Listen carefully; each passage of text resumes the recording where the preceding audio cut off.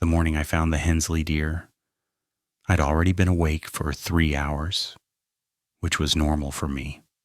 Sleep and I had developed an adversarial relationship since the divorce, and most nights I managed maybe 4 hours before my eyes snapped open to the darkness of my cabin ceiling. That particular morning, October 23rd, I remember, because it was exactly 1 week before everything changed. I'd given up on rest around 3 a.m. and sat on my porch with black coffee, watching the Huron National Forest wake up around me. 6 years I'd worked these woods. 6 years of dawn patrols and wildlife counts, of pulling lost hikers off trails and explaining to city tourists that no, they couldn't feed the bears. I knew every sound this forest made, the specific creak of red pines in wind, the distant percussion of pileated woodpeckers starting their morning work, the rustle of white-tailed deer moving through underbrush toward their bedding areas. That morning, the forest sounded exactly as it should. I had no idea it was lying to me. My cabin sat 3 miles from Tawa City, down a dirt road that turned to mud every spring and froze solid every winter. I'd bought it cheap after Sarah and I split, using most of my savings as a down payment. She got the house in Lansing, the good furniture, primary custody of Emma. I got my freedom, my woods, and a small cabin with a wood stove that smoked when the wind came from the north. At the time, I'd considered it a fair trade. I finished my coffee as the sky shifted from black to gray to pale orange along the eastern tree line. A barred owl called from somewhere close, its distinctive "Who cooks for you?" echoing through the pre-dawn stillness. And I smiled despite myself. These were the moments that made the loneliness worth it. Or at least that's what I told myself. My truck, a battered 2008 F-150 that had seen better days, started on the 3rd try. I made a mental note to have Roy at the garage look at the starter, then promptly forgot about it as I pulled onto the main forest road. My route that morning took me through the northern sector, a remote stretch of mixed hardwood and pine that bordered private hunting land to the east. During peak season, I'd be dealing with trespassers and hunters who couldn't tell public land from private, but late October usually stayed quiet. Deer gun season didn't open until November 15th. And the bow hunters who were out now tended to know the rules. The first hour of my patrol passed without incident. I checked 3 trail cameras, all showing the expected activity: deer, raccoons, a brief appearance by a red fox that made me smile. I wrote up my observations in the leather-bound notebook I'd carried since my first day on the job, a habit my supervisor Dave called old-fashioned, but that I found comforting. There's something about putting pen to paper that makes things feel more real, more permanent. I'd learned to regret that permanence soon enough. I found the Hensley deer around 7:30 a.m., just off the Corsair Trail where it crossed a small creek. The smell hit me first, copper and rot, thick enough to taste, and I knew before I saw it that something had died badly. 20 years of hunting had shown me every way an animal could die. I'd seen deer taken down by coyotes, their throats torn out in efficient savagery. I'd seen vehicle strikes that spread whitetails across 50 feet of highway. I'd seen the work of black bears, which tended toward brute force disembowelment, messy but recognizable. What I found by that creek didn't match any of those templates. The doe, a healthy 3-year-old by the looks of her, maybe 140 pounds in life, had been opened up like a present. That's the only way I can describe it. Her spine had been separated cleanly between the vertebrae, as if someone with surgical knowledge had found the exact joints and pulled. Her ribs splayed outward on both sides, white bone catching the morning light, and her organs had been removed with what looked like deliberate care. No scattered viscera, no mess, just an empty cavity where her heart and lungs and liver should have been. I crouched beside the carcass, my breath misting in the cold air, and tried to make sense of what I was seeing. No coyote did this, no bear either. The precision was wrong, the cleanliness was wrong, everything about it was wrong. "What the hell got you?" I murmured more to myself than the dead deer. The forest didn't answer.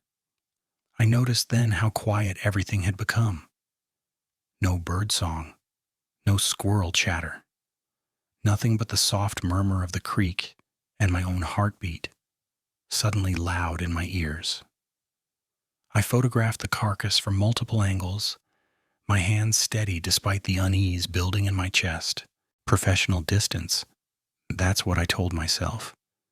I'd call it in, report a possible predator of unknown origin, maybe suggest closing this section of trail until we figured out what we were dealing with. What I didn't let myself think about, what I actively pushed away, was the handprint I'd seen pressed into the mud beside the deer's head. 5 fingers each tipped with something that had gouged deep furrows into the earth. A handprint too large to be human, but unmistakably hand-shaped nonetheless. I'd been a ranger long enough to know that the woods held secrets. I just never wanted to learn any of them. The drive back to the station took 20 minutes, and I spent most of it constructing rational explanations. A wolf, maybe. There had been confirmed sightings downstate, so it wasn't impossible one had wandered this far. Or a bear with unusual hunting behavior, some kind of aberration. Disease could do strange things to predators. Rabies, maybe. I'd seen a rabid raccoon once, and its behavior had been completely unpredictable. By the time I pulled into the station parking lot, I'd almost convinced myself. Dave Martinez was already there, hunched over paperwork in his office with a cup of coffee that had probably been cold for an hour. He was a good supervisor if slightly oblivious, the kind of guy who trusted his rangers to handle things and didn't ask too many questions. Normally, I appreciated that quality. That morning, I found myself wishing he was more curious. "Blackwood." He looked up as I knocked on his doorframe. "You look like you've seen a ghost." "Found something weird up on Corsair Trail," I said, sliding into the chair across from his desk. "Deer carcass. Something got to it, but I can't figure out what." He raised an eyebrow. "Bear?" "That's the thing. The wounds don't match bear, don't match anything I've seen." I pulled out my phone, showed him the photos, watched his face cycle through confusion, discomfort, and finally dismissal. "Probably just a weird angle," he said, handing the phone back. "You know how coyotes can get when they're feeding? Tears things up pretty good." This wasn't coyotes, Dave. The spine was separated at the joints, cleanly, like something knew exactly where to pull. He gave me a long look, the kind that made me feel like I was being evaluated for signs of breakdown. "Dante, you've been out there alone for a while now. Maybe I'm not imagining things." The sharpness in my voice surprised us both. I took a breath, forced calm into my next words. "I'm just saying we should consider closing that section of trail until we know what we're dealing with." "Close the trail?" Dave laughed, but it wasn't unkind. "Based on one weird carcass? You know how much paperwork that would take? Besides, we've got a scout troop coming through next week. I'm not explaining to a bunch of 12-year-olds why they can't do their nature hike because Ranger Blackwood saw something spooky." I wanted to argue. I wanted to tell him about the handprint, about the silence, about the deep wrongness that had settled into my gut the moment I'd seen that splayed ribcage. Instead, I nodded and let it go. Some battles aren't worth fighting. That's what I thought at the time, anyway. Over the next 3 days, the strangeness multiplied. On October 24th, I found another carcass. A buck, this time 8-point. Absolutely destroyed. And the day after that, I ran into Mike Hensley and his son at the general store in town. The Hensleys owned 600 acres of hunting land adjacent to the forest's northern boundary, and Mike had been running deer camps there since before I was born. "Strangest damn thing," Mike said, shaking his head as we talked in the parking lot. "Usually by now we've got signs everywhere. Rubs, scrapes, trails worn down from all the traffic. This year," he spread his hands, a gesture of bewilderment. "Nothing. It's like every deer in the county, just packed up and left." "I've noticed the same thing," I admitted. "Been finding carcasses, though. Strange ones." His face tightened. "We found one, too. Up by the old Roush farm. Tommy thought a bear got it, but I've never seen a bear do that to anything." He lowered his voice, even though the parking lot was empty. "What do you think's going on?" I didn't have an answer for him. I still don't. Not really. That night, I called Emma for our weekly conversation. She was 15, stuck in that adolescent phase where talking to parents ranked somewhere between homework and dental work on the list of things she wanted to do, but she humored me. She told me about school, fine, and her friends, fine, and her mother's new boyfriend, actually kind of nice, which stung more than I wanted to admit. "So when are you coming to visit?" I asked. "I thought maybe fall break." "Mom already said we're going to Chicago for fall break. She wants to see Aunt Linda." I bit back disappointment. "Right, of course. You could come here, you know. Visit me for once." "I know, sweetheart. Work's just been busy. Maybe after the holidays." She made a non-committal sound, and we talked for another few minutes about nothing important before she claimed homework and hung up. I sat alone in my cabin, listening to the silence outside, and tried to remember the last time I'd felt genuinely happy. October 26th brought the dogs. I'd stopped at the Tawa City Diner for breakfast, something I did twice a week, as much for human contact as for the food, and found the place buzzing with unusual energy. Martha behind the counter was deep in conversation with a group of regulars, their voices carrying clearly across the mostly empty restaurant.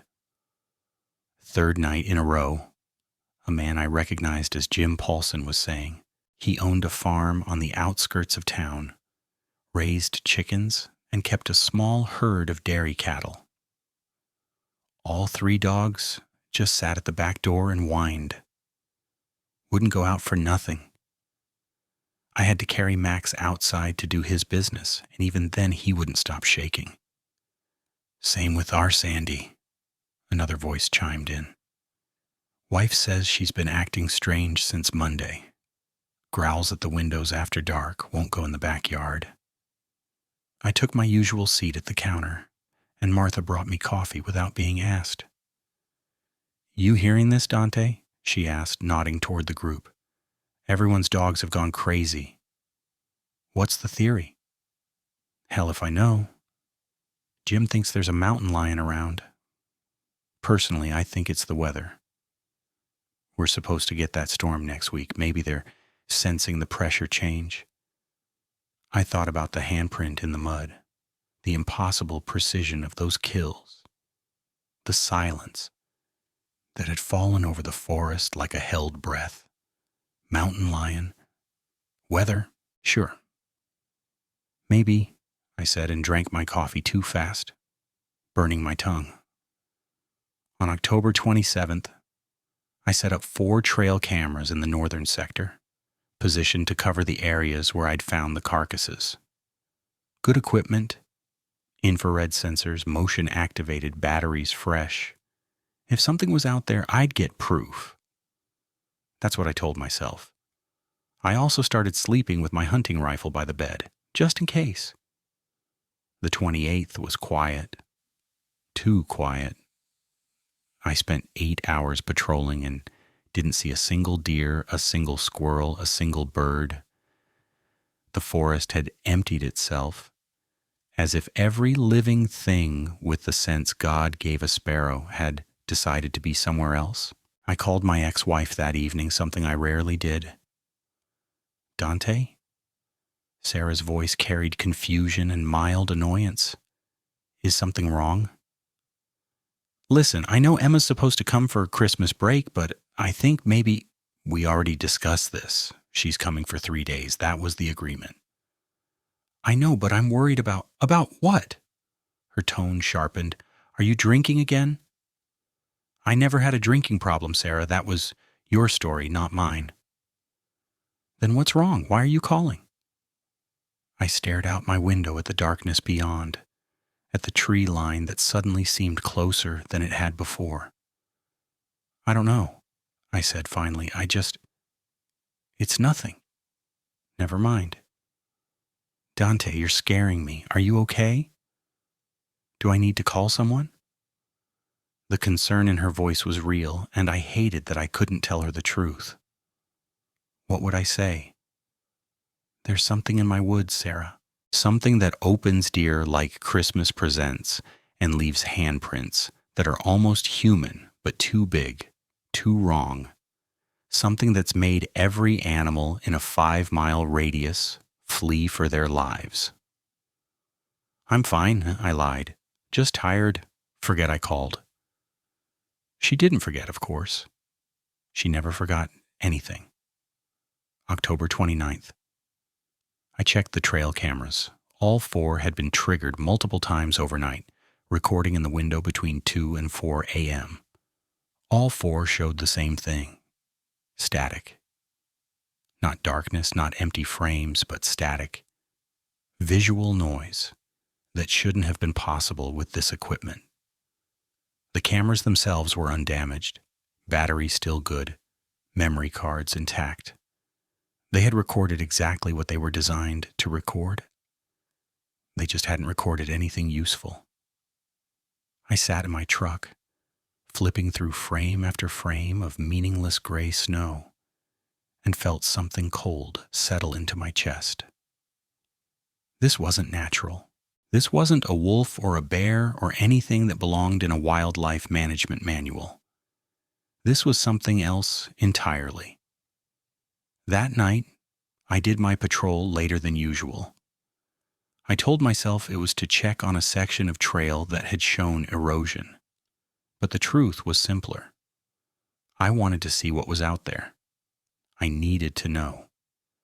The sun set around 6:30, and by 7 I was parked on a fire road deep in the northern sector, watching the darkness gather between the trees. My rifle sat across my lap, loaded, safety off. My flashlight was the high-powered kind, 600 lumens, enough to light up a football field. For a long time, nothing happened. The silence pressed in around my truck, thick and absolute. No insects, no owls, no wind. Just the tick of my cooling engine and the sound of my own breathing. Then I saw the eyes. They appeared in the tree line, maybe 60 yards out, 2 points of amber gold light, reflecting my headlights back at me. Too high, I thought immediately. Too high off the ground. Deer eyes sit at about 3 feet. These were at 7, maybe more. I raised my flashlight, clicked it on, aimed directly at those reflecting points. Nothing. The eyes were gone, vanished between one heartbeat and the next. I sat there for a long time, waiting for them to return. They didn't. Eventually, I started the truck and drove home with my hands trembling on the wheel, telling myself it had been a trick of light. a reflection off wet bark, something explainable, but I knew what I'd seen, and I knew what those eyes meant. Something was watching me, something that wasn't afraid. I didn't sleep that night, not really. I lay in bed with the rifle propped against the nightstand, watching shadows crawl across my ceiling, listening to sounds that weren't there. Every creak of the cabin settling made my heart stutter. Every whisper of wind through the pines became something else. Footsteps, breathing, the soft pad of something circling my home in the darkness. Around 3 a.m., I gave up the pretense and moved to my living room, positioning myself in the old recliner that faced the front door. I turned on every light in the cabin, something I hadn't done since the power bills started mattering after the divorce. The wood stove crackled and popped, throwing dancing shadows that my exhausted mind kept trying to shape into something terrible. I sat there with the rifle across my knees, watching the windows, waiting for those amber gold eyes to appear in the glass. They didn't, but the waiting was almost worse. Dawn came slow and gray, clouds hanging low over the forest like a dirty wool blanket. I made coffee, black, strong enough to strip paint, and sat on my porch watching the light creep between the trees. Everything looked normal. The red pines stood straight and silent, their needles still wet with overnight condensation. A chickadee called from somewhere nearby, that distinctive DDD that usually made me smile. The forest had woken up, resumed its regular rhythms as if nothing had happened, as if I hadn't seen what I'd seen. I finished my coffee and made a decision. I was going to figure this out. I was going to find evidence, tracks, scat, fur caught on bark, something, and I was going to prove to myself that whatever I'd seen had a rational explanation. 7-foot eyeshine could be explained. A bear standing on its hind legs, maybe, or a very large deer that I'd misjudged the distance to. Darkness played tricks. Exhaustion played tricks. I'd been running on 4 hours of sleep and too much coffee for weeks now. Maybe my mind had simply filled in the gaps with something from my subconscious, some half-remembered nightmare given form by the darkness and my own isolation. I told myself this as I loaded my day pack with supplies, told myself this as I checked and rechecked my rifle, making sure the magazine was full, the action smooth, the safety accessible. Told myself this as I drove back to the fire road where I'd seen those eyes, parking in exactly the same spot, stepping out into a morning that smelled like cold earth and approaching rain. The tree line stood silent before me. I approached carefully, scanning the ground for any sign of disturbance. The earth here was soft, a mix of decomposed pine needles and dark soil that should have held tracks beautifully. I'd tracked deer through worse, followed coyote trails through rocky terrain that would have defeated lesser trackers. If something had stood in these trees last night, something big enough to put its eyes 7 feet off the ground, it had to have left evidence. For 2 hours, I searched.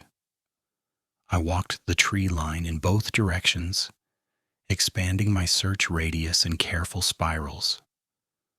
I examined bark for scratch marks, branches for broken twigs, the ground for anything that might indicate the passage of a large animal. I found deer tracks, old ones from before whatever had emptied the forest, and the distinctive 5-toed prints of a raccoon near a fallen log. I found where a porcupine had been gnawing at a red maple, its tooth marks fresh and distinctive. What I didn't find was any sign of what I'd seen. No tracks, no fur, no scat, no broken branches that would indicate something large, am pushing through the underbrush. Nothing except the usual detritus of a forest in late autumn, the fallen leaves and scattered acorns, and the slow decay of another season ending. I stood in the exact spot where I'd seen those eyes. I was certain of the location, had marked it mentally by a distinctive forked pine, and stared at the undisturbed ground beneath. The logical part of my brain whispered explanations. I'd imagined it. The distance had been wrong. It had been nothing, a trick of light and exhaustion. My mind playing tricks after weeks of weird carcasses and anxious animals and not enough sleep. But there was another part of my brain, older and deeper. The part that had kept my ancestors alive on the African savanna 100,000 years ago. That part knew what I'd seen. That part was screaming at me to run, to leave these woods and never come back, to put as much distance as possible between myself and whatever watched from the darkness. I ignored it. I was a ranger, a professional, a man of science and reason. I didn't run from things I couldn't explain. I investigated them. Back at the station, I pulled up every database I had access to, searching for anything that might account for what I'd seen. Large predator sightings in the region, escaped exotic animals, reports of unusual wildlife behavior. Wolves were the obvious candidate. Gray wolves had been confirmed in Michigan's Upper Peninsula, and there were occasional reports of individuals wandering south. A large wolf, a particularly large wolf, standing on elevated ground could potentially put its eyes at 7 feet. I searched for reports of wolf activity in our area and found nothing recent. The nearest confirmed sighting was from 2 years ago, over 100 miles north. Bears were more common, but the eye shine had been wrong. Bear eyes reflect greenish yellow, not amber gold. And the height still didn't work. Even a black bear standing fully upright only reached about 6 feet, and they didn't typically hold that position for extended periods. Besides, a bear close enough to reflect my headlights would have made some sound, some movement. It wouldn't have simply vanished between one blink and the next. I expanded my search to include exotic animals.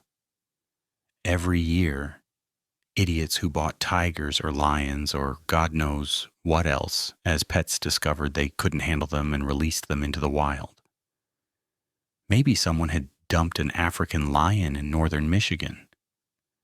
It would explain the eye shine, the height if it was on a rock or stump, the fear response from local dogs.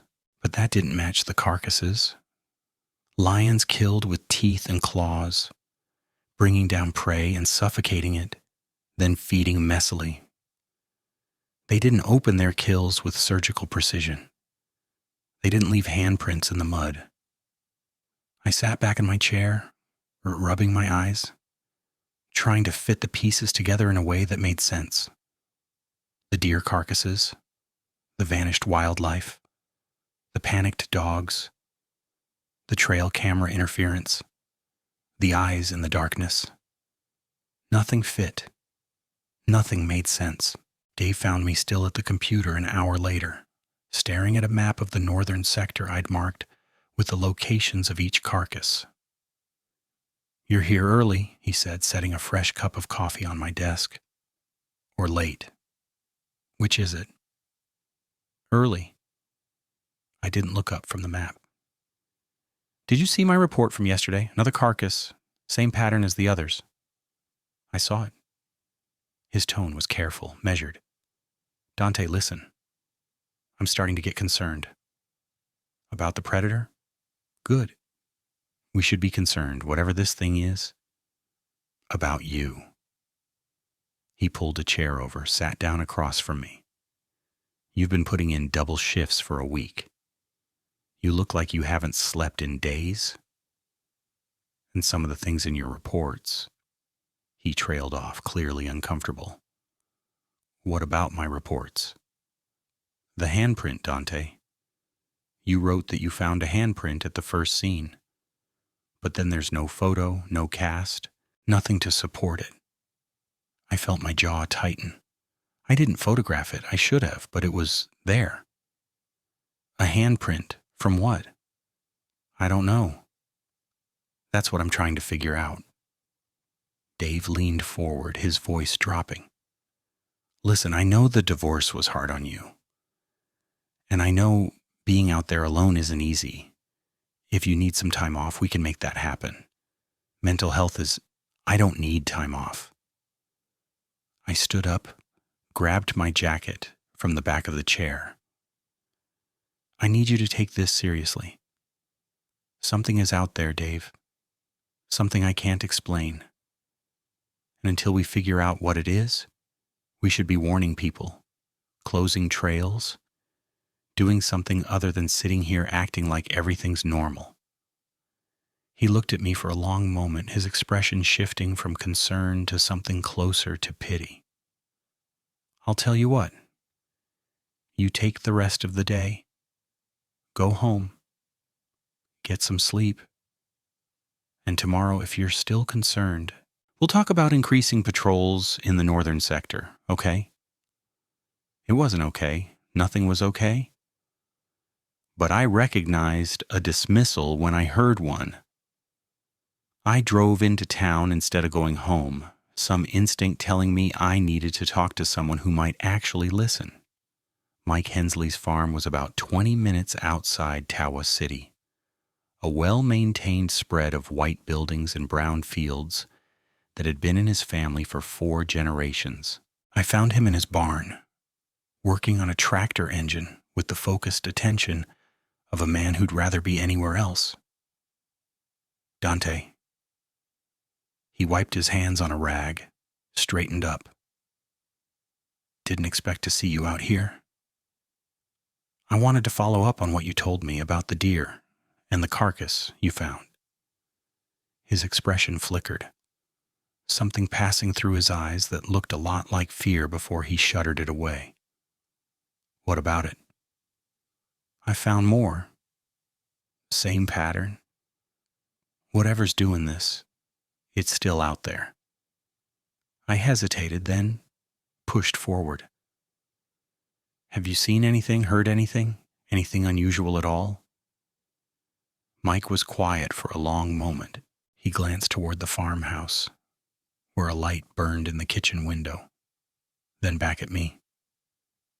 My dogs won't go outside after dark, he said finally. I told you that at the store. What I didn't tell you was why. Why? He set down the wrench he'd been holding, crossed his arms over his chest. 3 nights ago, I was out here late, finishing up some work. It was probably 10:30. The dogs started barking, all 3 of them going crazy like I've never heard before. I thought maybe a coyote had gotten into the chicken coop, so I grabbed my shotgun and went out to check. And there was something at the edge of the field, where the property meets the tree line. He shook his head slowly, as if still trying to convince himself of what he'd seen. I couldn't make it out clearly. It was dark. No moon that night, but there was something standing there, something big. My heart was beating harder now. How big? Hard to say exactly. But it was standing upright like a man, only it was too tall, too broad. And when I raised my shotgun, he trailed off, his weathered face pale beneath the barn's fluorescent lights. What happened? It moved, just vanished into the trees, faster than anything that size should be able to move. 1 second it was there, the next it wasn't. He met my eyes, and I saw in his face the same thing I'd been feeling for days. The terror of encountering something that shouldn't exist, mixed with the desperate need to believe in a rational world. I've lived here 63 years, Dante. I've seen bears and wolves and every other thing these woods have to offer. I've never seen anything like that.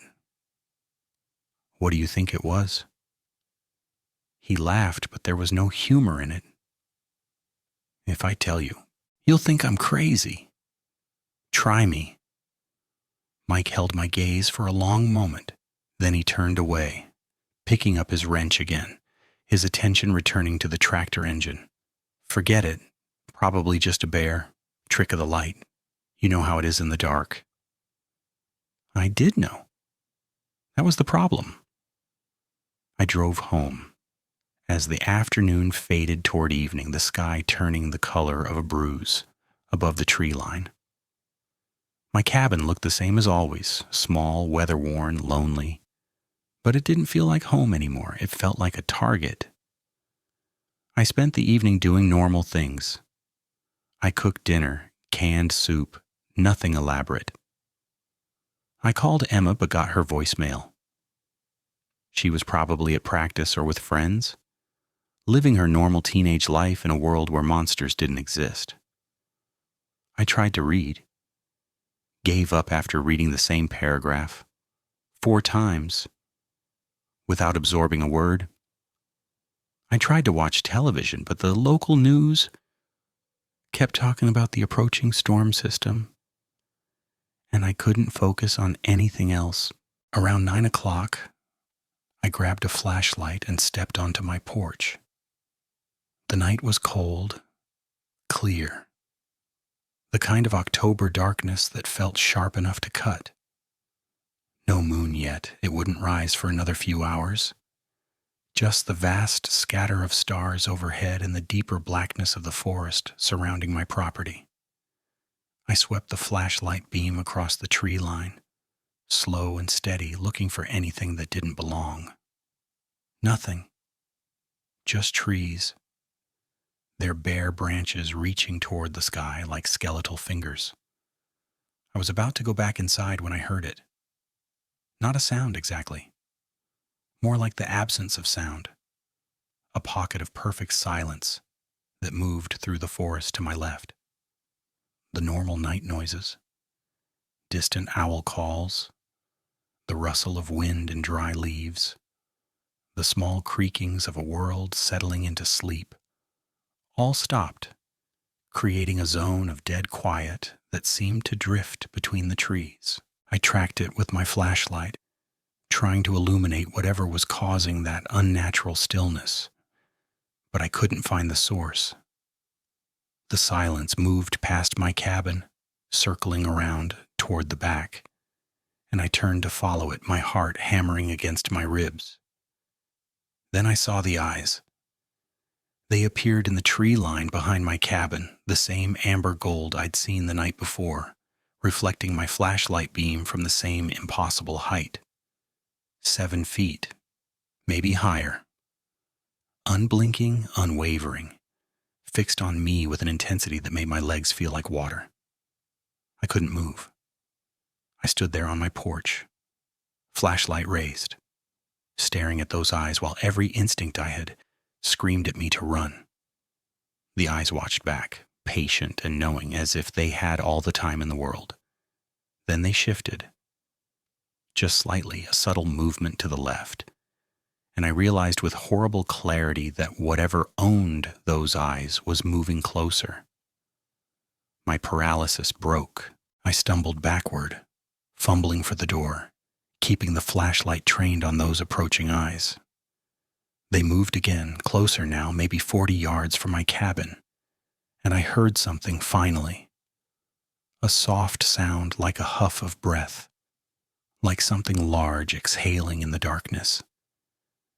I made it inside, slammed the door, threw the deadbolt, then the chain lock, then the second deadbolt I'd installed last year after a black bear had gotten curious about my garbage.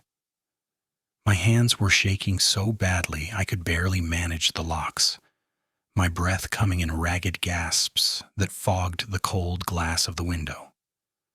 I looked out into the darkness, searching for those eyes.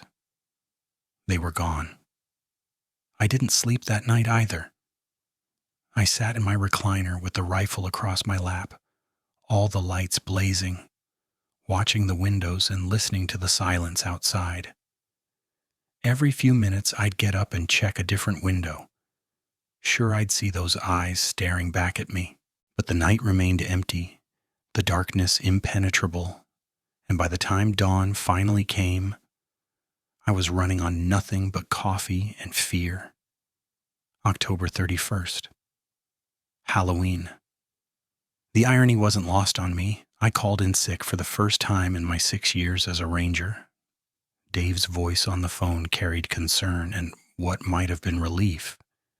He'd clearly been worried about my state of mind, and maybe having me away from work for a day seemed like the right move. I let him believe I'd come down with something, a stomach bug, needed to stay close to a bathroom. The truth was simpler and more terrifying. I was afraid to leave my cabin.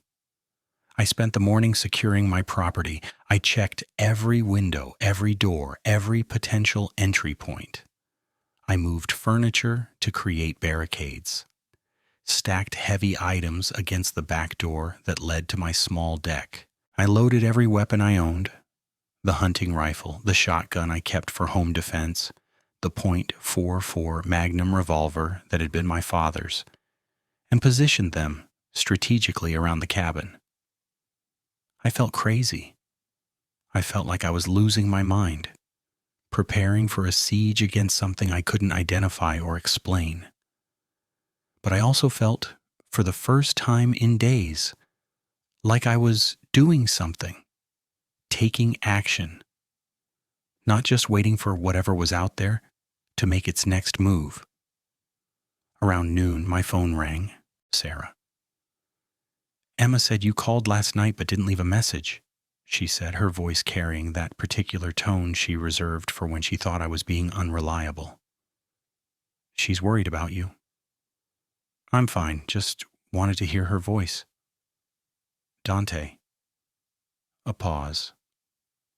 What's really going on? And don't tell me nothing because I talked to your supervisor this morning. I felt my stomach drop. You called Dave? He called me, said you've been acting erratic, filing strange reports, pushing some theory about a dangerous predator that no one else believes in. He wanted to know if you were okay, if maybe there was some family history of... She didn't finish the sentence, but I heard the implication clearly. I'm not having a breakdown, Sarah. Something is happening out here. Something I can't explain. Then explain it to me. What exactly are you seeing? I stood at my window, staring out at the forest that had been my home for 6 years. How could I explain it? How could I make her understand something I didn't understand myself? There's something in the woods. Some kind of animal, I think it's an animal, that's been killing deer in ways that don't make sense. And it's been watching me, following me. Last night I saw its eyes twice watching me from the trees. The silence on the other end of the line stretched long enough to become uncomfortable. Sarah? I'm here. She let out a breath. Dante, do you hear yourself? Do you hear how this sounds? I know how it sounds. You're telling me there's some kind of monster in your woods and it's stalking you. That's the plot of a horror movie, not something that happens in real life. I know. My voice came out smaller than I intended. I know it sounds crazy, but I'm not imagining this. Other people have seen things too. Mike Hensley saw something at the edge of his field just a few nights ago. Mike Hensley is pushing 65 and has been drinking since Reagan was in office. Her tone had shifted from concern to exasperation. Listen to me, I'm not saying you're making this up deliberately. I'm saying you've been alone out there for too long, you're not sleeping, you're stressed about Emma and work and everything else. The mind can play tricks. This isn't tricks, Sarah. This is real. Another long pause. I'm going to talk to Emma. We're postponing Christmas. What? No, you can't. I can and I am. Until you get some help? Until someone confirms you're... Okay, I'm not letting our daughter stay with you in that cabin. I'm sorry, but that's final. She hung up before I could argue further. I stood there with the phone in my hand, staring at the screen until it went dark, feeling something inside me crack and shift. She thought I was crazy. My supervisor thought I was crazy. Even Mike Hensley had refused to say out loud what he'd really seen, retreating into safe explanations about bears and tricks of light. I was alone with this, completely and utterly alone, and whatever was out there knew it. The day passed slowly, each hour dragging like a weight I had to pull behind me. I ate mechanically. Crackers, some cheese, a can of beans I heated on the wood stove. I checked the windows obsessively, my eyes constantly drawn to the tree line. The sky clouded over as afternoon approached. Those low gray clouds the weather reports had been warning about. And the light took on a strange quality, flat and directionless, that made it hard to judge distance or time. Around 4 o'clock, I noticed the silence again. It started gradually. The absence of birdsong, the cessation of squirrel chatter, the slow drain of normal forest sounds, until nothing remained but a vacuum of quiet that pressed against my ears like cotton.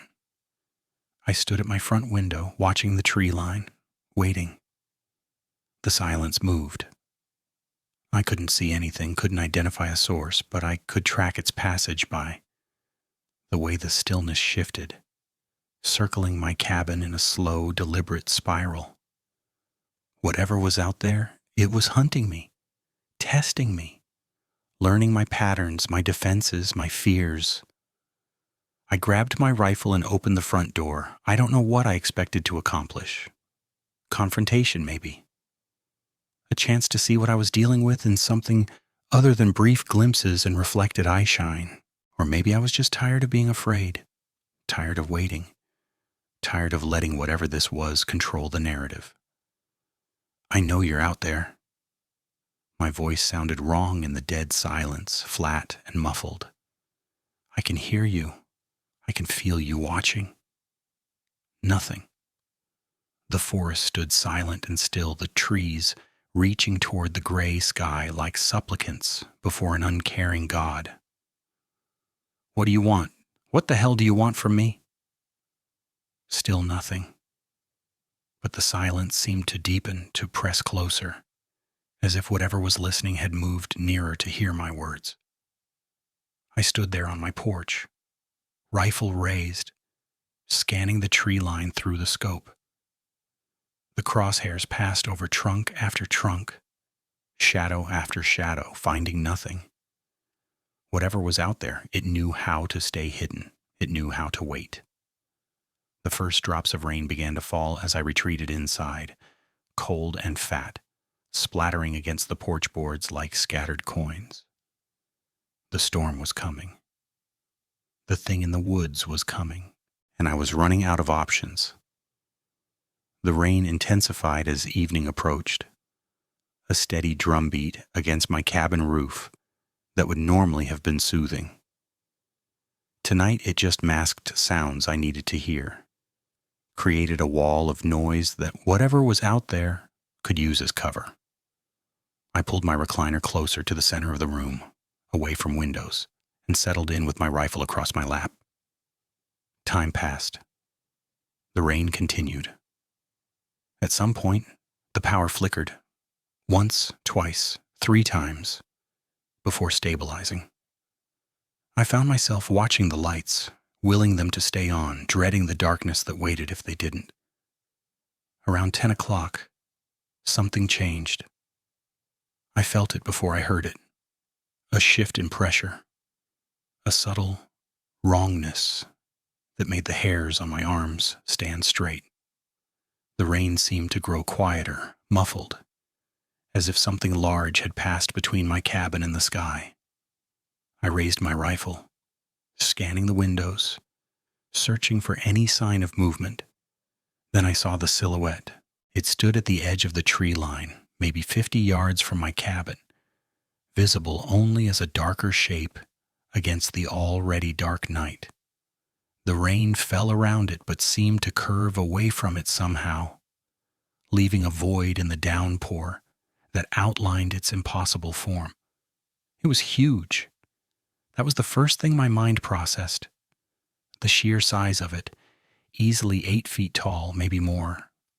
Broad shoulders, a head that sat too far forward, arms that hung to somewhere below what should have been its knees. It stood on 2 legs, bipedal like a man. But the proportions were all wrong. Too long, too thick, shaped in ways that didn't match any animal I knew. I raised my rifle scope, tried to get a better look, but the thing moved. Just shifted its weight. A subtle adjustment that told me it knew I was watching, that it wanted me to watch.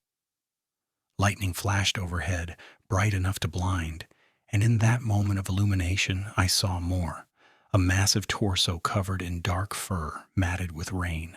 Arms that ended in hands, actual hands, with fingers instead of paws. And the head, that forward-thrust head, shaped like nothing I'd ever seen. The snout of a wolf, but longer. The jaw of something carnivorous, designed for tearing flesh. Then the lightning passed, and it was just a silhouette again, a darker shadow against the dark night, watching me watch it. I don't know how long I stood there, rifle raised, scope pressed to my eye, staring at that shape in the darkness. Minutes. Maybe longer. The rain continued to fall, the thunder continued to roll, and the thing at the edge of my woods continued to stand, patient as stone, waiting for something I couldn't understand. Then it turned. Slowly, deliberately, as if to make sure I saw every inch of its impossible form. It turned and walked back into the trees. Not running, not fleeing, just leaving. As if it had seen what it came to see, learned what it came to learn. The silence didn't return until it was gone, until the rain sounded normal again, and the forest resumed its wet, dark stillness. I lowered my rifle with arms that trembled so badly I could barely hold the weapon. My legs gave out and I sat heavily on the floor, my back against the wall, my eyes fixed on the tree line where the thing had stood. I sat there until dawn, watching, waiting, trying to convince myself that what I'd seen wasn't real.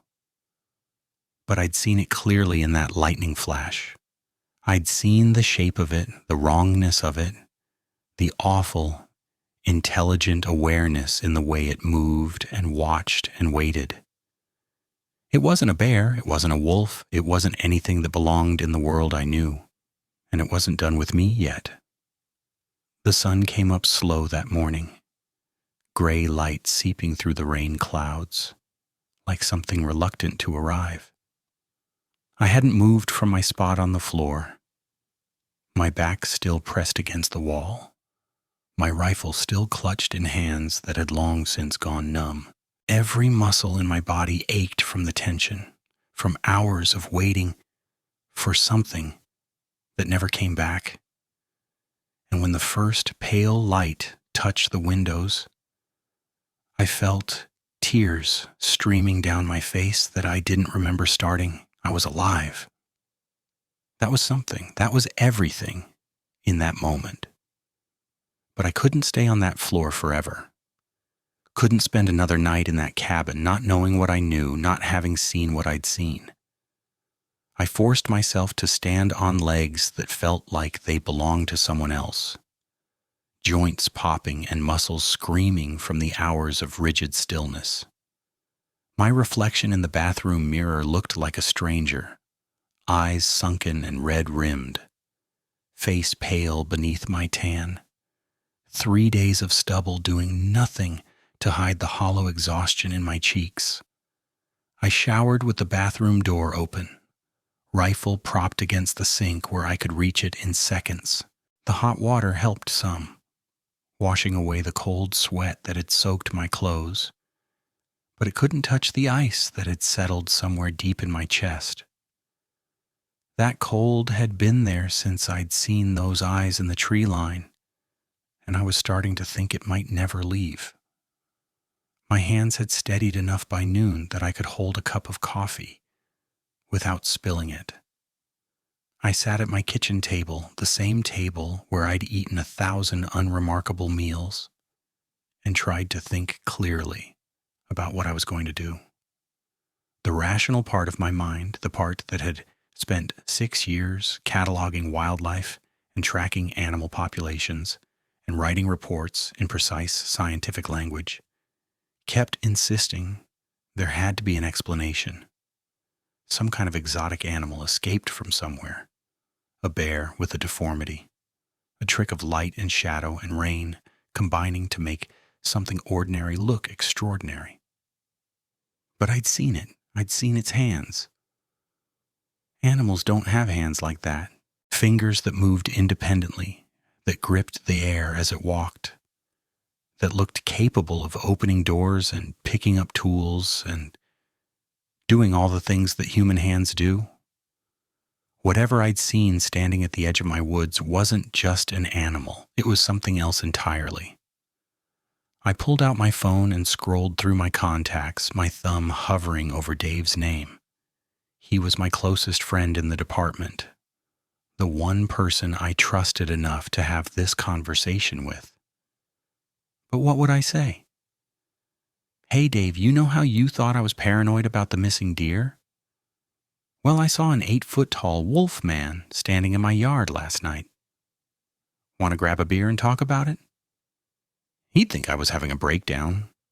Everyone would. I put the phone down and went to check my trail cameras instead.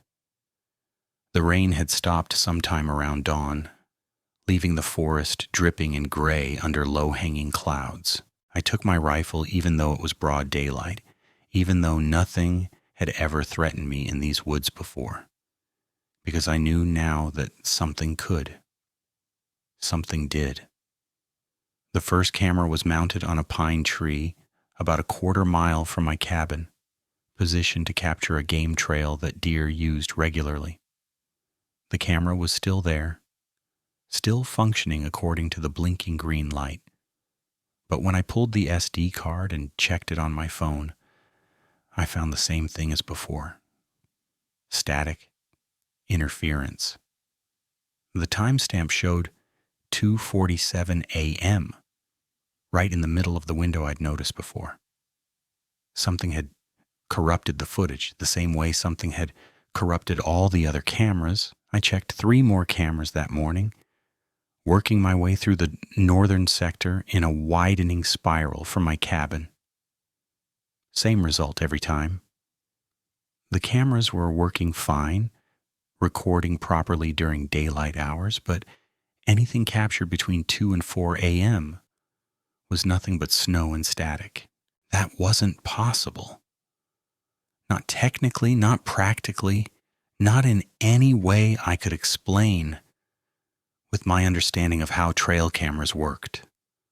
Some kind of electrical interference could do it, maybe. But what would cause the same interference at the same time across miles of forest? I was standing at the 4th camera, turning the SD card over in my hands and trying not to think about implications I couldn't face, when I heard something that made my blood freeze. Branches cracking, heavy footsteps, something large moving through the underbrush maybe 50 yards to my left. I had my rifle up before I finished the thought, scope pressed to my eye, sweeping the tree line for any sign of movement. The forest had gone quiet again.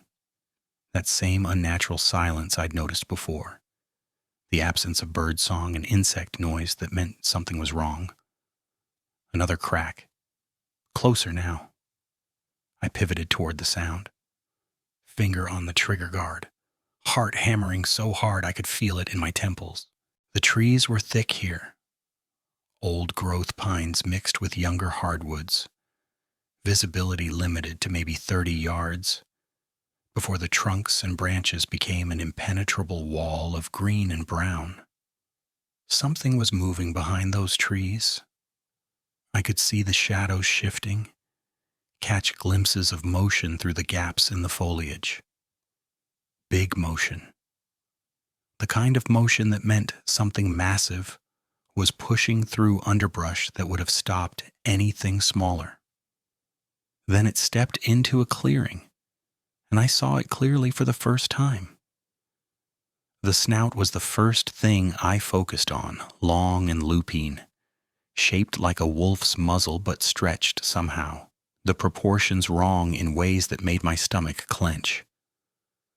The lips were pulled back to reveal teeth, dozens of them, white and gleaming and designed for tearing flesh from bone.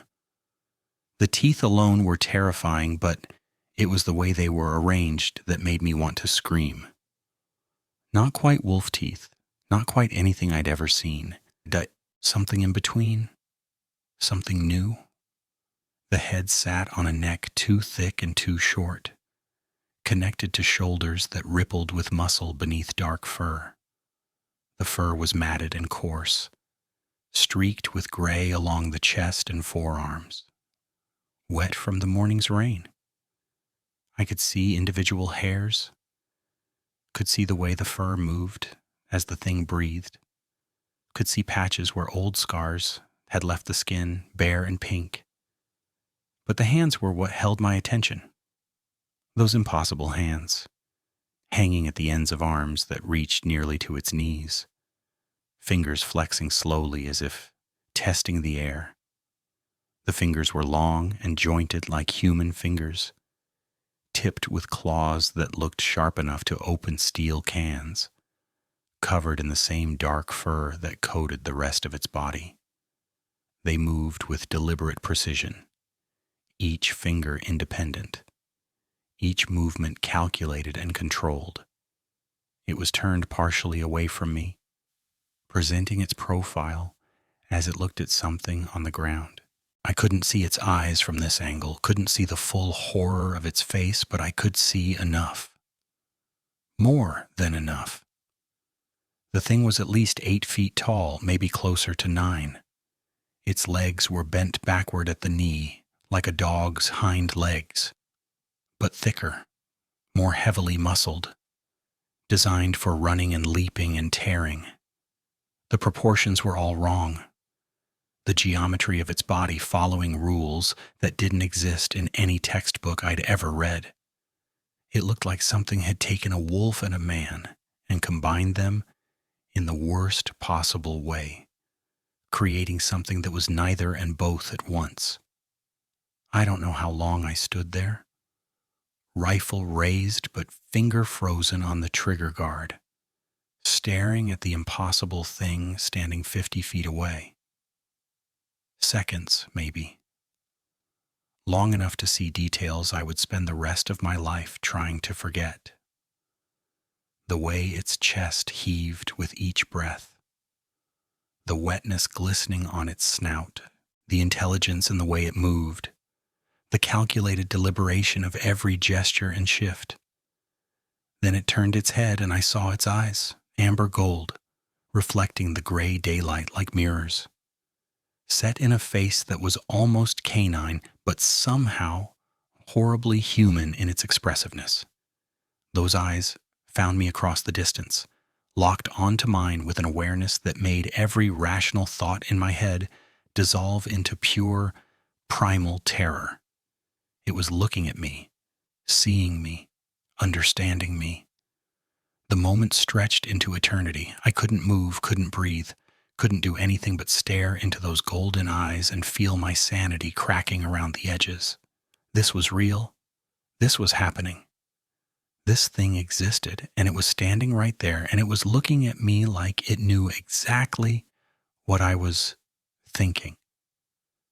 Then it smiled.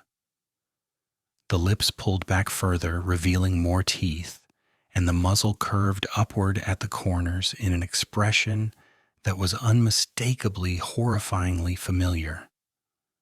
A smile, a human smile, on a face that had no business making human expressions. It was the smile of something that had been watching me, studying me, waiting for this moment. I ran. I don't remember deciding to run. One second I was standing there frozen. The next I was crashing through the underbrush with my rifle clutched to my chest and my legs pumping beneath me. Branches whipped at my face. Roots grabbed at my feet. And I could hear myself making sounds that weren't quite screams, but weren't quite anything else either. I didn't look back. I couldn't look back. If I looked back and saw it following me, saw it running me down with those backward bent legs and those impossible hands reaching for me, I knew I would lose whatever remained of my grip on reality. I ran until I reached my truck, threw myself into the driver's seat, and sat there shaking so hard the whole vehicle trembled. The keys were in my pocket, but it took 3 tries to get them in the ignition and another 2 to turn the engine over. My hands were slick with sweat, my breath coming in ragged gasps that fogged the windshield, my eyes fixed on the tree line behind me. Nothing emerged from the trees. Nothing followed me.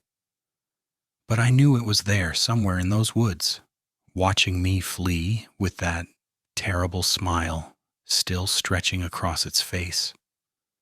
I drove back to my cabin doing 60 on roads that should have been taken at 20.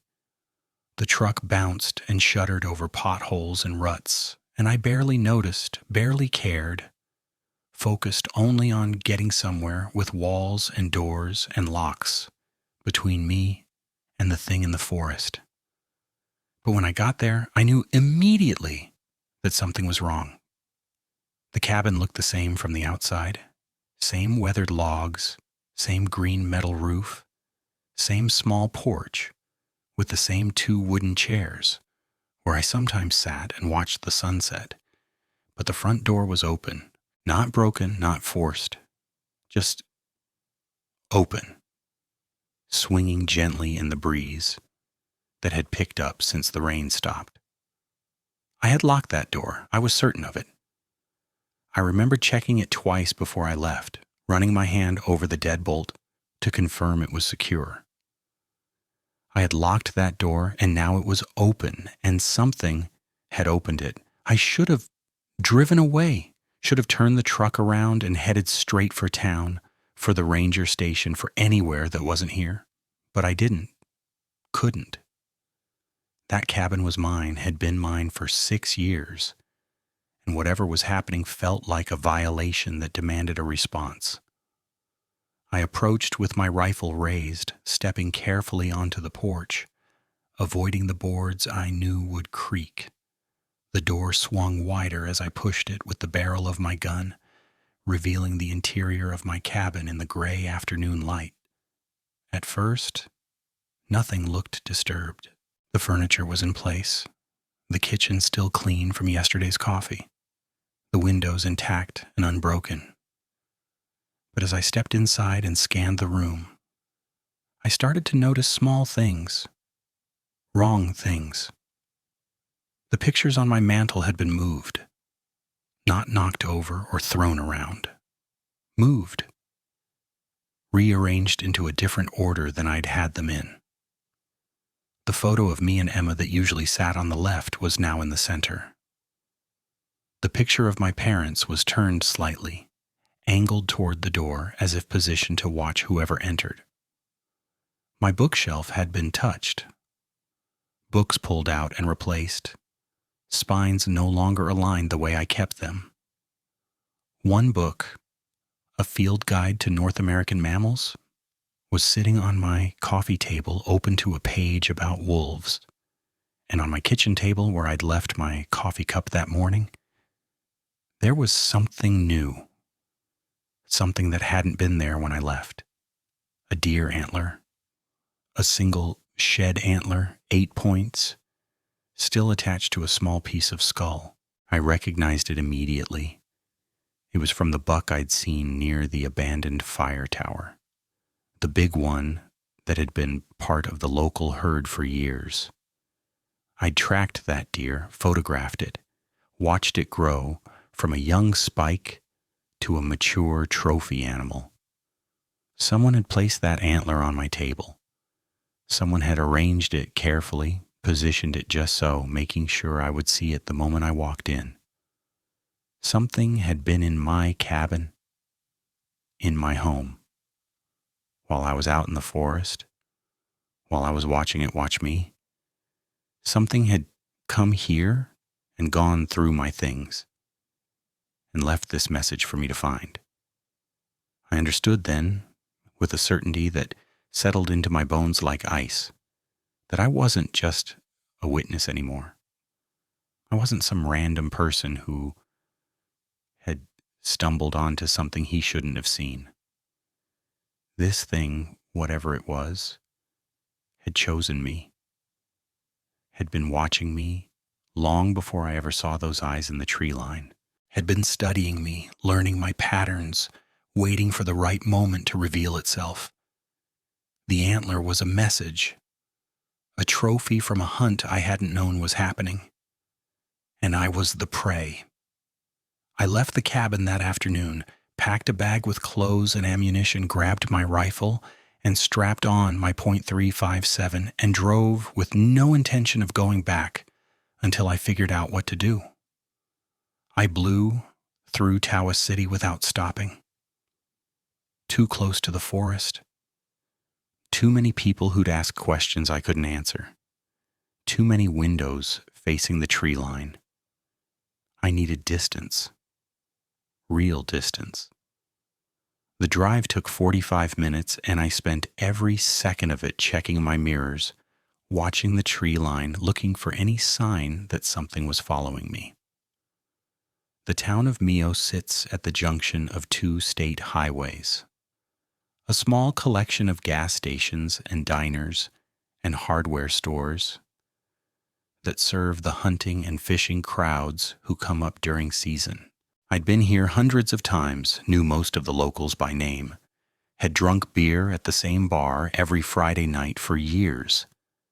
It felt safe in a way my cabin no longer did.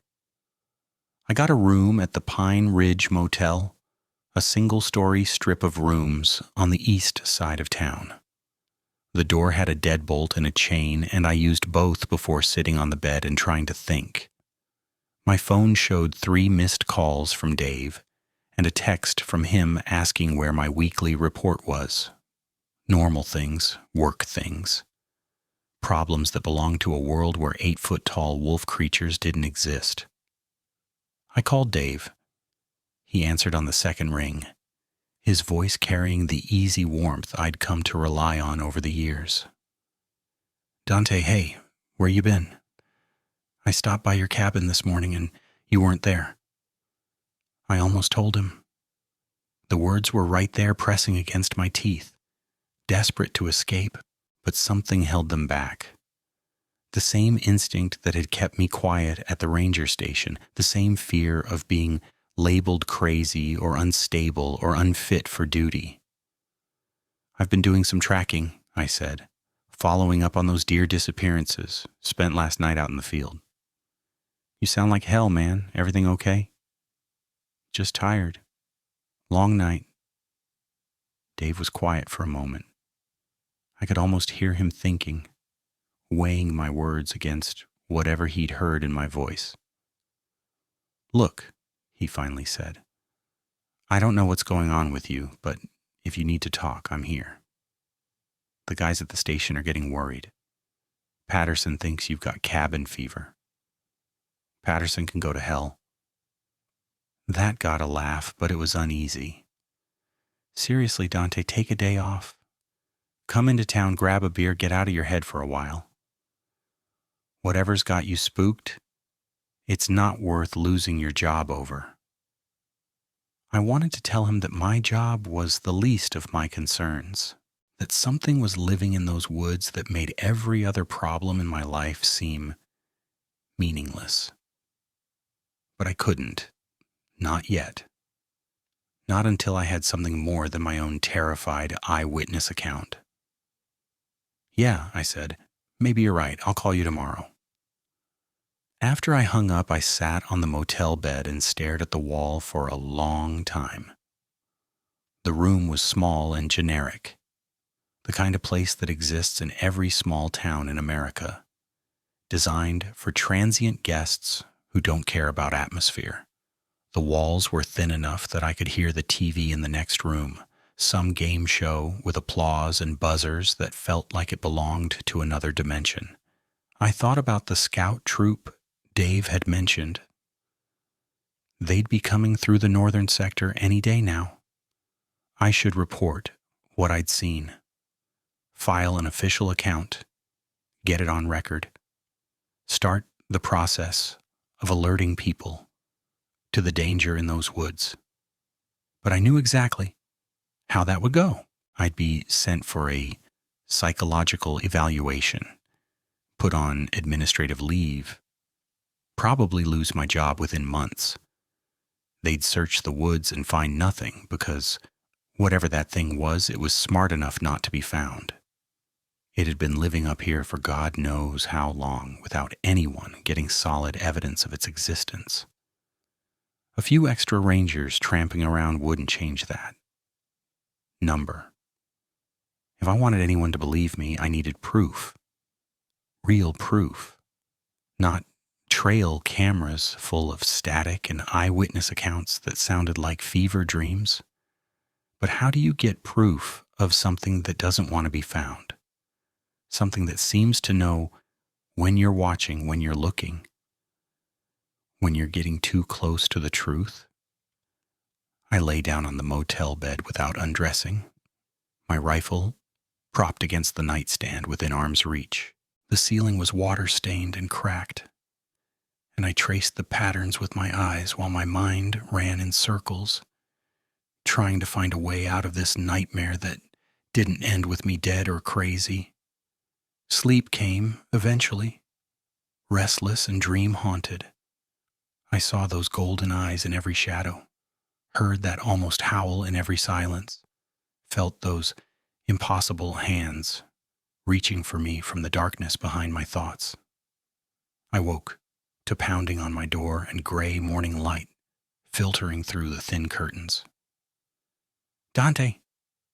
Dave's voice, muffled by the door but unmistakably alarmed. "Dante, open up!" I was on my feet with my rifle in my hands before I fully woke, heart pounding, finger on the trigger guard. The pounding continued, frantic and insistent. "It's Dave, man. Open the door." I lowered the rifle and crossed to the door, undoing the chain and deadbolt with hands that still trembled from the dreams. Dave stood in the parking lot, his ranger uniform rumpled like he'd slept in it, his face pale beneath his usual healthy tan. "What's wrong?" I asked. "Your cabin," he said. "You need to come see your cabin." The drive back felt like descending into a grave. Dave wouldn't tell me what he'd found, just said I needed to see it for myself, and his silence was worse than any explanation could have been. I followed his truck down the forest roads, watching the trees close in around us, feeling that cold weight in my chest grow heavier with every mile. We pulled up to my cabin just as the morning sun broke through the clouds, casting long shadows across the clearing where I'd built my life. For a moment, everything looked normal, the same logs, the same roof, the same porch I'd sat on 1,000 times. Then I saw the door. It hadn't just been opened this time. It had been torn off its hinges. The heavy oak planks shattered like matchsticks. Splinters scattered across the porch and into the yard. The door frame was scored with deep gouges, 5 parallel lines that could only have been made by claws. The deadbolt mechanism, the one I'd installed myself, rated for 1,500 pounds of force, had been ripped clean out of the wood. I approached slowly, my rifle raised, my eyes scanning the tree line for any sign of movement. Dave stayed by his truck, his hand on his sidearm, his face a mask of confusion and fear. Inside was worse. Every piece of furniture had been destroyed. The couch was gutted, stuffing scattered like snow. The coffee table was in splinters. My bookshelf had been torn from the wall and thrown across the room, books ripped and scattered among the debris. The pictures from my mantel were on the floor, glass shattered, frames bent and broken, and on the wall above where my fireplace used to stand, the stones now scattered, the mantel reduced to kindling. There were words, scratched deep into the wood, each letter a foot tall, carved by claws that could shred oak like paper. Mine. Just that one word. Just that one simple, terrible claim. I stood in the ruins of my home and felt the last pieces of my denial crumble away. This wasn't a random animal attack. This wasn't some territorial predator marking its space. This was a message, direct and unmistakable, from something that wanted me to know exactly what I was dealing with. I was its prey, I was its property, and it wanted me to understand that there was nowhere I could go, nowhere I could hide, that it couldn't find me. "What the hell happened here?" Dave asked from the doorway, his voice barely above a whisper. I didn't answer. Couldn't answer. Because how do you explain something like this to someone who hasn't seen what you've seen? How do you put into words the terror of knowing that something out there has chosen you, marked you, claimed you as its own?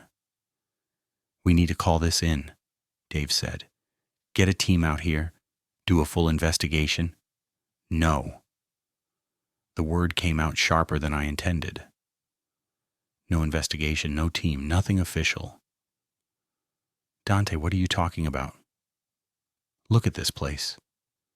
Something destroyed your cabin, left a threat on your wall. We have to what?" I turned to face him, saw the shock in his eyes at whatever expression was on my face. "File a report that says an unknown animal broke in and wrote a word on my wall, show them the claw marks, and watch them decide I did this myself for attention? You know how this ends, Dave. You know what they'll say." He was quiet for a long moment, his jaw working as he processed what I was saying.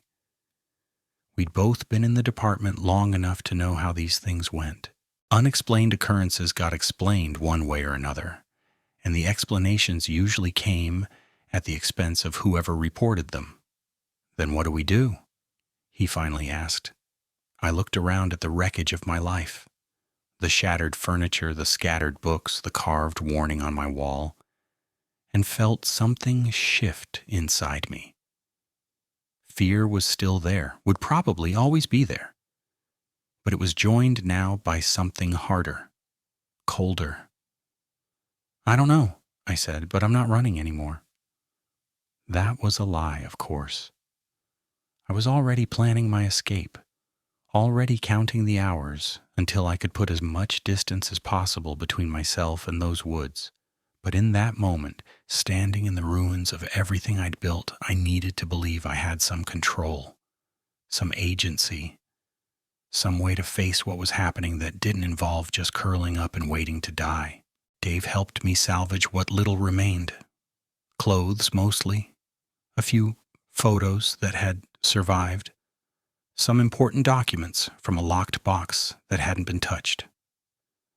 We loaded everything into my truck and drove back to town without speaking. Both of us lost in thoughts we couldn't share. I spent that night at the motel again, the door triple locked, the rifle on the bed beside me. The TV played low in the background. Game shows and commercials and news reports from a world that didn't know about the thing in the Huron National Forest. I watched the clock tick past midnight, past 1, past 2 a.m., waiting for the sound of claws on glass or the smell of wet fur in the dark. Nothing came. Nothing disturbed my vigil except my own racing thoughts. But I knew it was out there. I knew it was watching. And I knew that however this ended, it would end on its terms, not mine. The thing that haunted my woods had made its claim. I was its prey, its property, its game to play however it chose. And there was nothing I could do, no door I could lock, no distance I could put between us, no hiding place deep enough that would change that simple, terrifying truth. I was being hunted. And the hunter always wins. The hunter always wins. That's what I kept telling myself as I lay awake in that motel room, watching the digital clock creep toward 3 a.m. The hunter always wins because the hunter chooses when and where and how. The prey just reacts, just runs, just tries to survive another day. I had been reacting for weeks now, running from something I couldn't fight, trying to survive against odds I didn't understand. And I was tired. God, I was so tired. But somewhere in the darkness of that night, something changed. Maybe it was the exhaustion stripping away my defenses, or maybe it was the image of that word carved into my wall, mine, playing over and over in my head. Whatever the cause, I felt something shift inside me. I was done running, done hiding, done waiting for that thing to decide my fate. If it wanted me so badly, if it had claimed me as its prey, then it could come and take me. But I wouldn't make it easy. Not anymore. I left the motel at first light, stopping only to gas up my truck and buy enough ammunition to start a small war. The clerk at the sporting goods store gave me a strange look as I loaded box after box of rifle rounds onto the counter, but he didn't ask questions. Maybe he saw something in my eyes that warned him off. Maybe he just didn't care. Either way, I was back on the road within the hour, heading not away from the forest, but toward it.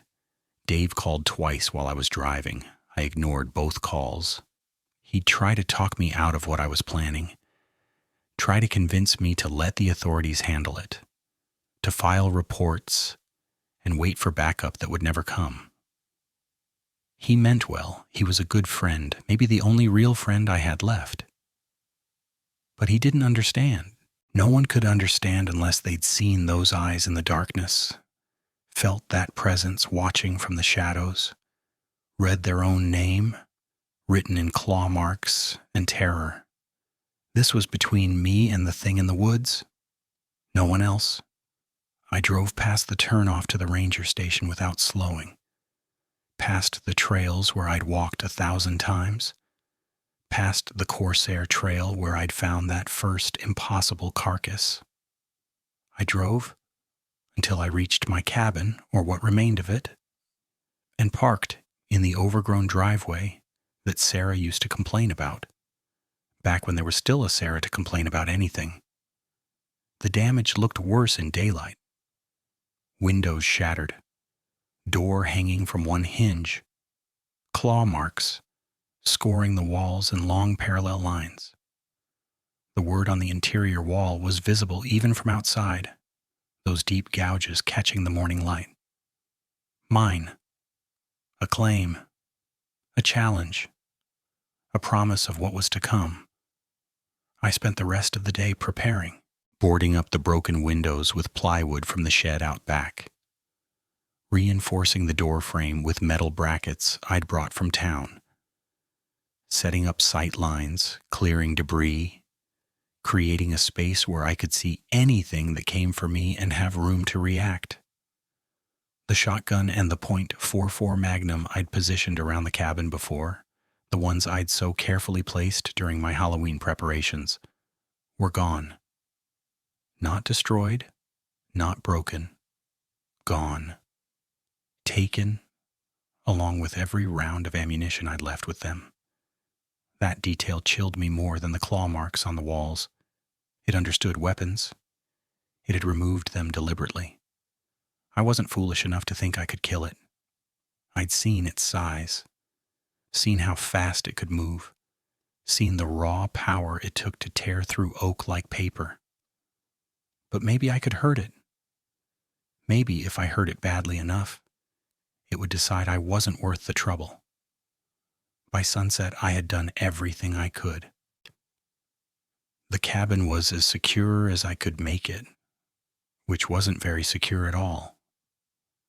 My rifle was loaded, extra magazines laid out on the kitchen counter where I could reach them quickly. I had water, food, a first aid kit, and a machete I'd found in the shed. Not because I thought I could use it against that thing, but because having it made me feel slightly less helpless.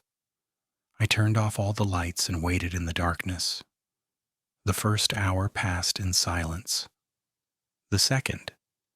By midnight, I had started to wonder if maybe it wouldn't come, if my defiance had somehow thrown off whatever game it was playing.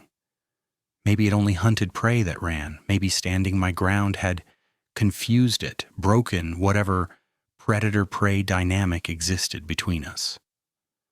That hope lasted until approximately 1:47 a.m. The sound started low, almost below the threshold of hearing.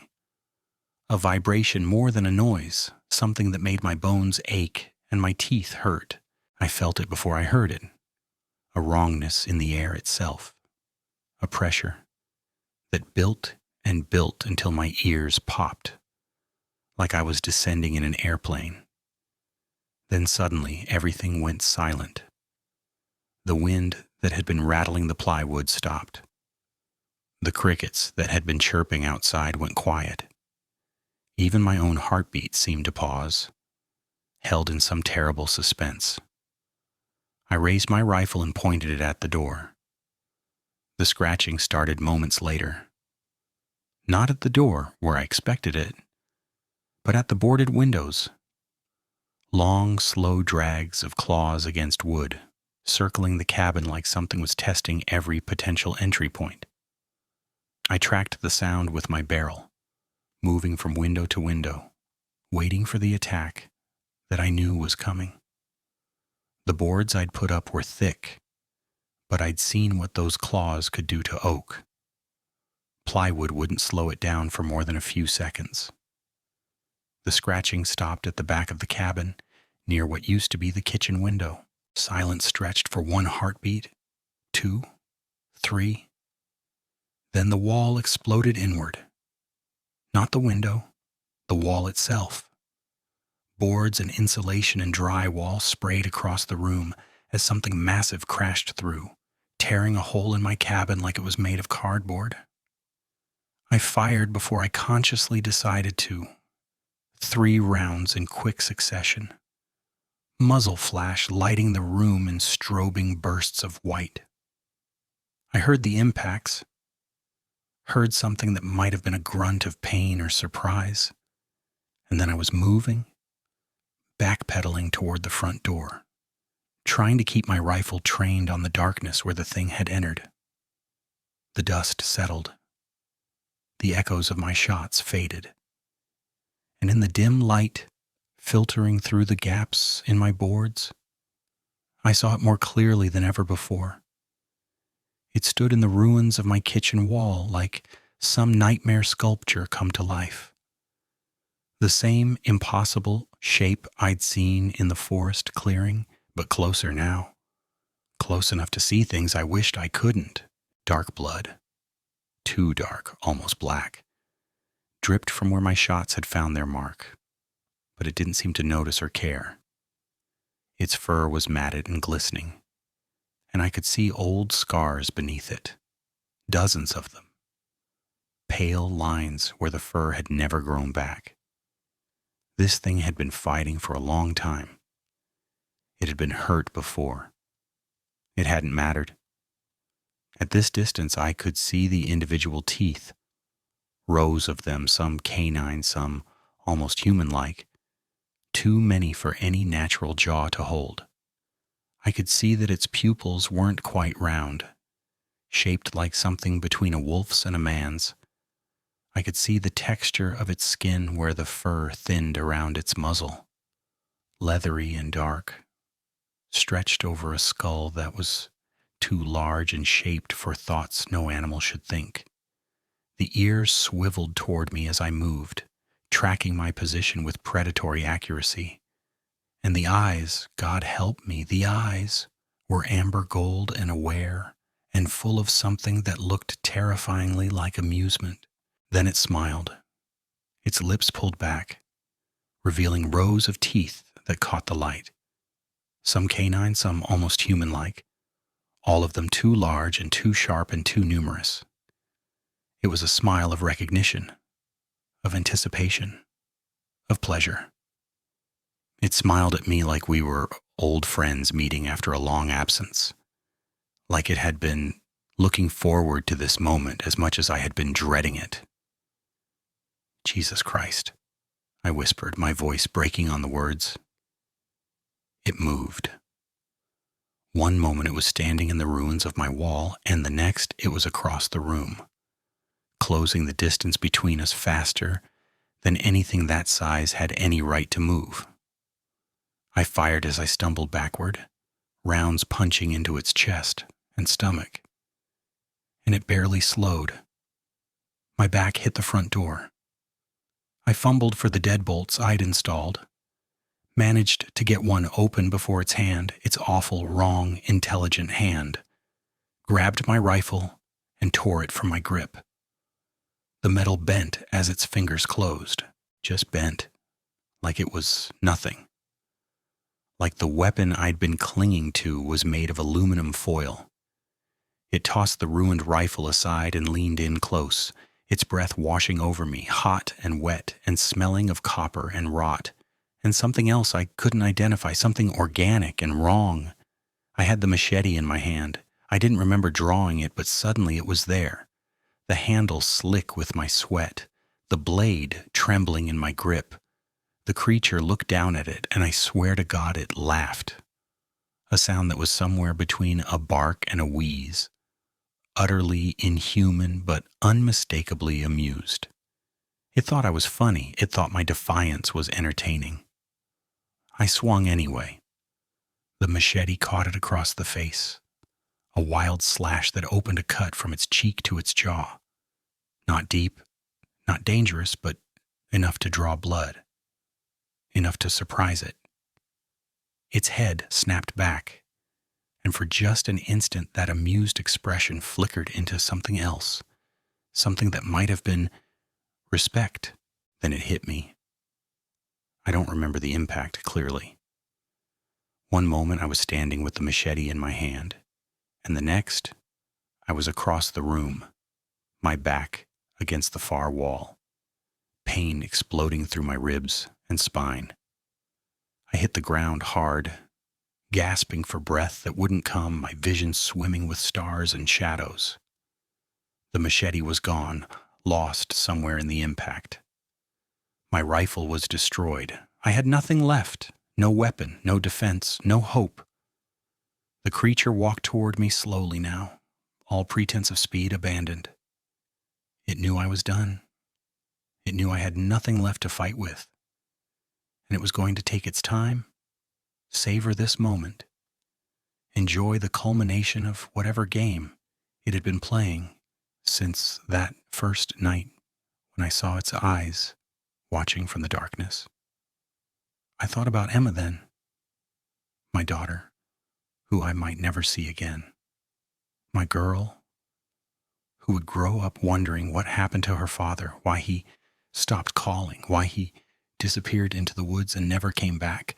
I thought about Sarah, my ex-wife, who would probably be relieved at first, then guilty for feeling relieved, then spend the rest of her life wondering if the breakdown she thought I was having had been something real after all.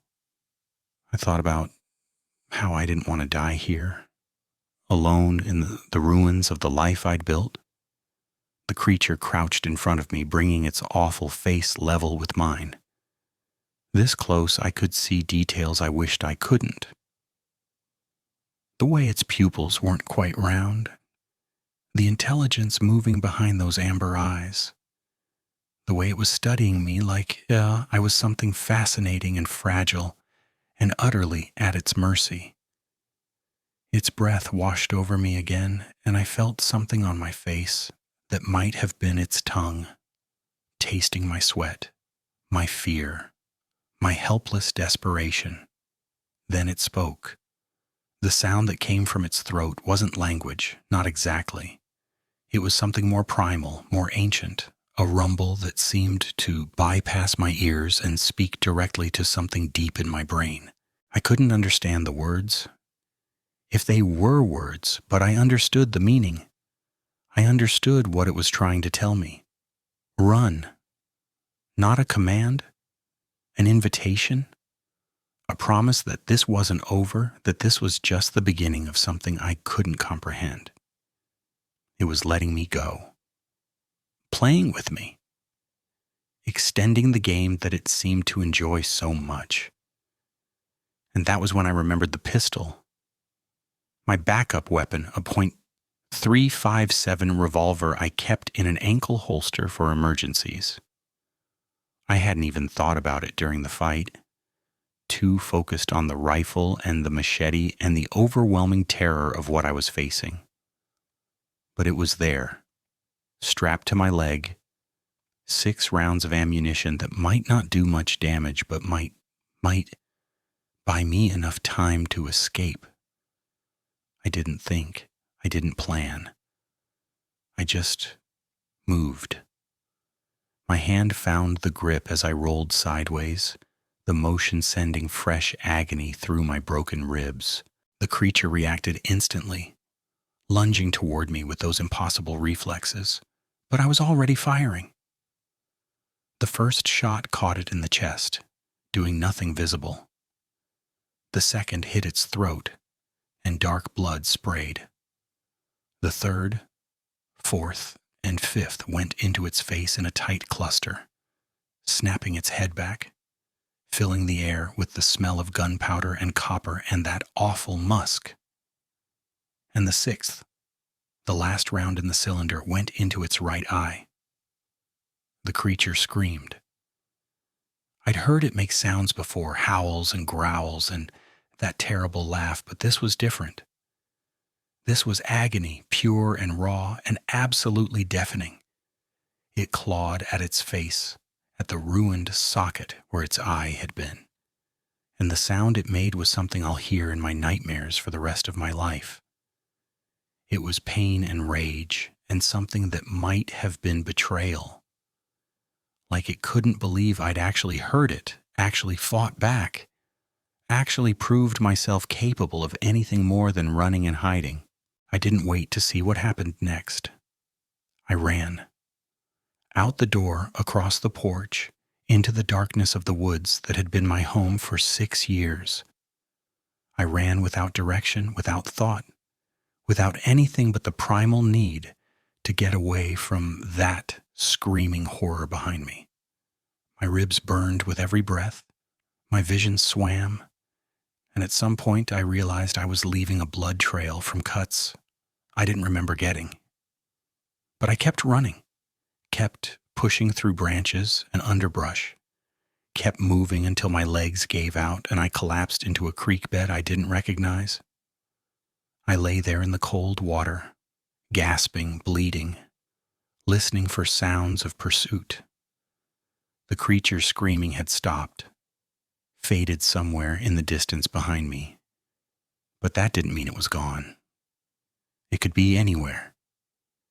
It could be watching me right now, waiting for me to feel safe before it struck again. But the minutes passed and nothing came. The forest sounds slowly returned. Insects first, then night birds, then the rustle of small animals in the undergrowth. The world that had gone silent in the creature's presence began to breathe again, and I realized with a shock of impossible hope that I might actually survive this night. I pulled myself out of the creek sometime before dawn and walked until I hit a road. A logging truck found me 3 hours later, shambling along the shoulder like something out of a horror movie, covered in blood and mud and scratches. The driver called an ambulance, and I spent the next 2 days in a hospital in Grayling, telling doctors that a bear had broken into my cabin and I'd gotten lost in the woods while trying to escape. No one believed me, but no one could prove otherwise. Dave came to see me on the second day. He looked at my wounds. 3 broken ribs, a concussion, lacerations on my arms and face that would leave scars, and he didn't say anything for a long time. He didn't ask what really happened. He didn't press me for details or demand explanations. He just sat there holding a cup of vending machine coffee, looking at me with an expression I couldn't quite read. "I'm putting in for a transfer," I finally said. "Desk job in Lansing. Already talked to Regional about it." He nodded slowly. "Probably for the best." "Yeah." Another long silence, then, "Whatever happened out there? You know I'm here if you want to talk about it, about any of it." I thought about telling him.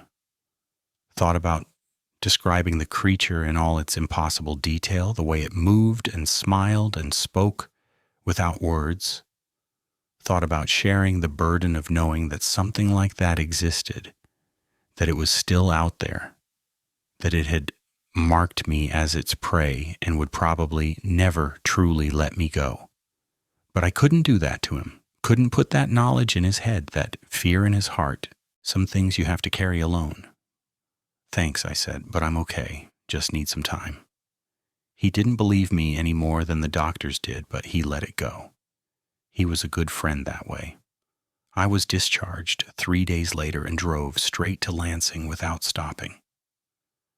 I rented an apartment in a complex full of families and young professionals, somewhere with thin walls and noisy neighbors and absolutely no trees visible from any window. I sold my cabin to a developer for less than half what it was worth and didn't feel a moment's regret.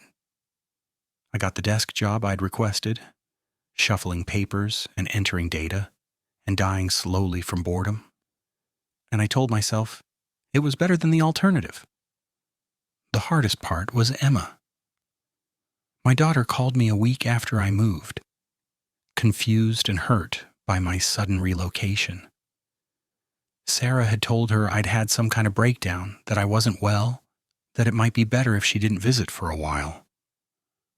Emma wanted to know if it was true.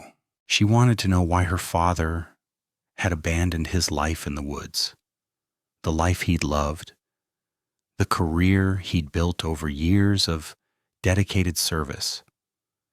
I told her I just needed a change. I told her the cabin had been damaged in a storm and I'd decided not to rebuild.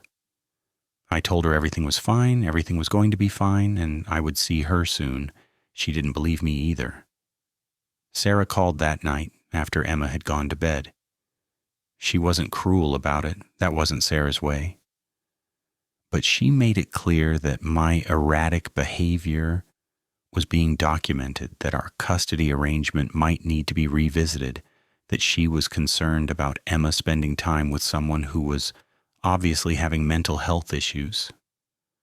I didn't argue, didn't defend myself, just accepted her decision and promised to seek professional help. She thought she was protecting our daughter. Maybe she was. I did see a therapist eventually, a woman named Dr.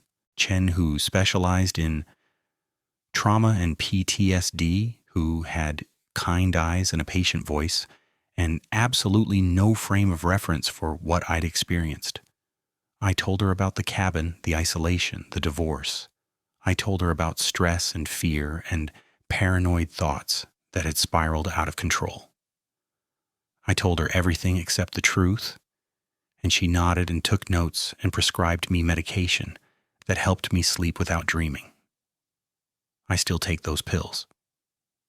2 years later, and I still need them to close my eyes. The support group was my own idea. Trauma survivors who met twice a week in a church basement, sharing stories that couldn't quite be told, carrying wounds that couldn't quite be explained. I never spoke about my experience in detail, never described the creature or the stalking or that final confrontation, but I didn't have to. We all understood that some things couldn't be put into words.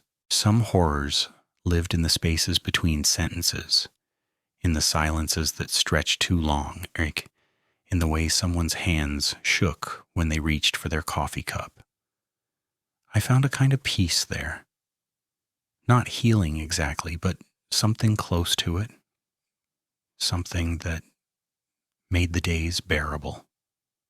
It's been 2 years now since that night in my cabin, 2 years of desk work and therapy and medication and careful, controlled existence.